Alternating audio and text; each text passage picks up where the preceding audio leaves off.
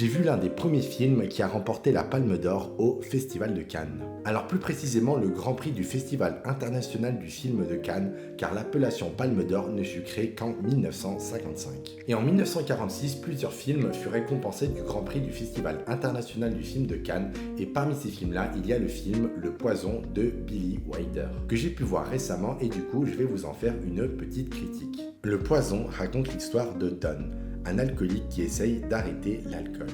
Et pour cela, il part en week-end à la campagne avec son frère. Sauf qu'avant le départ, il replonge dans son addiction et se retrouve seul chez lui face à ses démons. Pendant ce week-end, il va tenter de résister à son envie de boire, mais va céder à ses envies. Mais étant sans argent, il va devoir se procurer de l'alcool, quitte à commettre des délits. C'est un film très brut et frontal sur le sujet de l'alcoolisme. Un sujet qui était encore assez sensible en Amérique, sachant que la prohibition a pris fin 10 ans avant la sortie du film. D'ailleurs, Paramount craignait que ce film soit un échec en raison de son thème, car il subissait de la pression de la part des marques d'alcool qui craignaient que ce film allait pousser les gens à réduire leur consommation d'alcool. Et il subissait aussi de la pression de la part des associations anti-alcool qui craignaient que ce film allait pousser les gens à, au contraire, consommer de l'alcool.